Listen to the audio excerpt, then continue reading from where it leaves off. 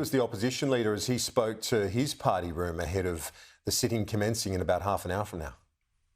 We have, I think, a Prime Minister who is living in a parallel universe at the moment. The Prime Minister says that essentially families have never had it better off because inflation's off a bit, but all of these prices are up.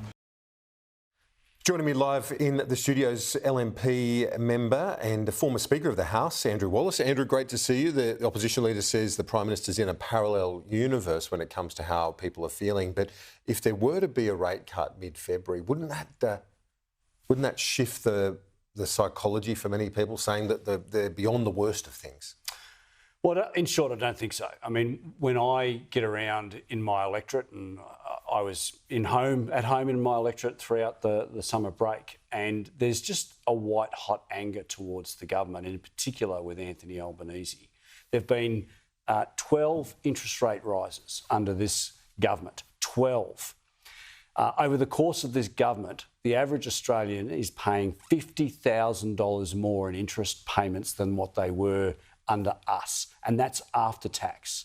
So if you couple that with all of the other cost of living increases in electricity, gas, insurance, you name it, everything has gone up by double digits or more, and people are angry.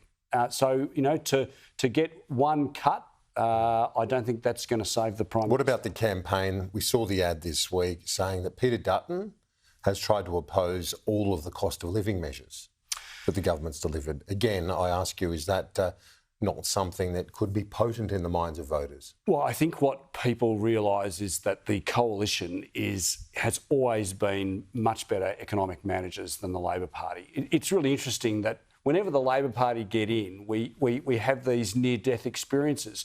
7 quarters of negative growth for households. That's a household recession. It's the longest household recession this country has ever seen. And he and Jim Chalmers are saying it'd be worse if Peter Dutton was in. That's the counter. Look to our record. And look, the reality is that when Labor have got nothing to show for 3 years of office, of course they're going to come out and attack Peter Dutton personally. But I think people will see through that. OK, well, on the policies, we've seen the tax deductibility for small business claiming up to $20,000 for lunches, entertainment, and that sort of thing. The AHA says they welcome it, say it's about level the playing field because the boards can do it in their boardrooms. Small business can't entertain their workers and so on at the small business level. The government's released costings from Treasury saying it'll cost $1.6 billion a year. Well, we've had this budgeted or costed by the Independent Parliamentary Budget Office, and that's come in around $250 million a year. So there's a big discrepancy between what the Independent Parliamentary Budget Office has determined and what Jim Chalmers has determined, and I think the Australian people would prefer the independent costings. Shouldn't the coalition release the number when you release the policy and you avoid that confusion? Well, look, I mean, as you come closer to an election, all of the policies, all of the costings will come out in due course. That's not unusual for an opposition by any stretch of the imagination. It's exactly what the Labor Party did at the last election. We've spoken a lot about the issue of anti-Semitism, and I know that you, like I, and many of our viewers have spoken to much-loved members of the Australian Jewish community who have providing feedback to me on, I think, on a daily basis, pretty much, as to just the fear and the worry, the concern about their safety, understandably. Where we look at this from a safety perspective, a national security perspective, I know you're the Deputy Chair of the Parliamentary Committee on Intelligence and Security. Should we also be trying to unify rather than have a political fight on these matters? Because when there's politicisation, doesn't that put heat into it? I think it's important to recognise that where you have one side of politics or a political party that is fundamental, and particularly when that one party is the one that's holding the reins, they're in government, and they have fundamentally failed the security of our Australian public, I think it would be reckless if we abandoned any concept of calling the government to account. That's what oppositions do.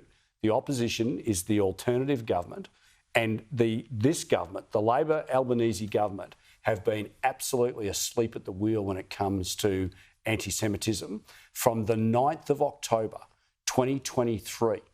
Mandatory sentencing, does that change everything, do you think? Or, I mean, that's your policy to have mandatory sentencing. That's just one element of our policies. What we are... Would that be enough to shift the dial? Because this is, at the moment, is quite an appalling scourge we're seeing there. It is. The vandalism, the violence, the threatened violence as well. But from... You've got to see this in context, Kieran. From the 9th of October 2023, and I'm referring to the actions of some people on the steps of the Sydney Opera House, where there was appalling scenes of anti-Semitism.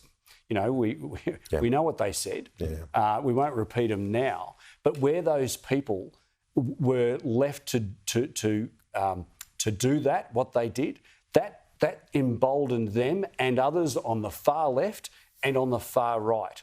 If there are no consequences for those actions, people will continue to escalate until, sadly, I mean, we are in a situation now where lives are at risk, where there are fire bombings of a synagogue, fire bombings of a childcare centre. Yeah, it's appalling. Yeah. We need to have laws in place which, quite frankly, will ensure that the seriousness that the Australian public hold these offences in will be dealt with appropriately by the courts rather than a slap on the wrist.